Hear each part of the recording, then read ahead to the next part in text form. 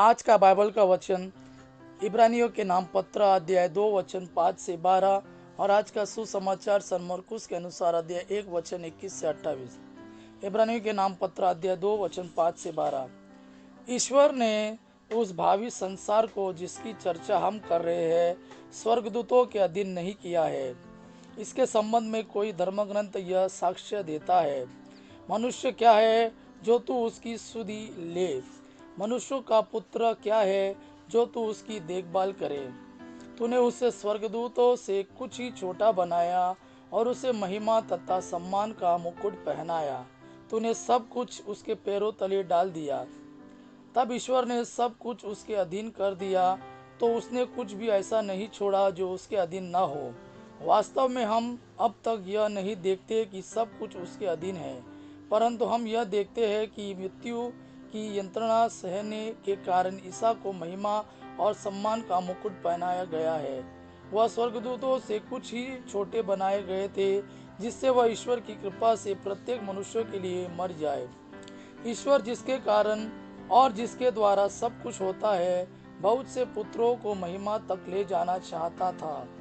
इसलिए यह उचित था कि वह उन सबों की मुक्ति के प्रवर्तक हो, अर्थात ईसा को दुख भोग द्वारा पूर्णता तक पहुंचा दे।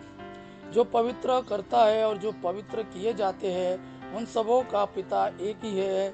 इसलिए ईसा को उन्हें अपने भाई मानने में लज्जा नहीं होती और वह कहते हैं, मैं अपने भाइयों के सामने तेरे नाम का बखान करूंगा, मैं सभाओं में तेरा गुणगान करूंगा। आज का सुसमाचार सन मरकुस के अनुसार अध्याय 1 वचन 21 से 28। वे कफरनहूम आए। जब विश्राम दिवस आया तो ईसा सभागृह गए और शिक्षा देते रहे। लोग उनकी शिक्षा सुनकर अचंभे में पड़ जाते थे, क्योंकि वे शास्त्रियों की तरह नहीं बल्कि अधिकार के साथ शिक्षा देते थे। सभागृह में एक मनुष्य था जो अशुद्ध आत्मा के वश में था। वह ऊंचे स्वर से चिल्लाया, ईसा नाजरी, हमसे आपको क्या? क्या आप हमारा सर्वनाश करने आए हैं? मैं जानता हूँ कि आप कौन हैं, ईश्वर के भेजे हुए परम पावन पुरुष। ईसा ने यह कहते हुए उसे डांटा, चुप रह, इस मनुष्य से बाहर निकल जा। अब दूत उस मनुष्य को झकझोर कर ऊंचे स्वर से चिल्लाते हुए उससे निकल गया। सब चकित रह गए और आपस में कहते रहे, यह क्या है? यह तो नए प्रकार की शिक्षा है। वे अधिकार के साथ बोलते हैं, वे अशुद्ध आत्माओं को भी आदेश देते हैं और वे उनकी आज्ञा मानते हैं।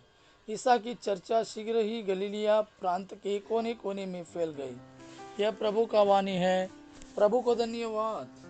आबा पिता की महिमा और पुत्र यीशु का प्रेम आप पर सदा सर्वदा बना रहे। आमेन।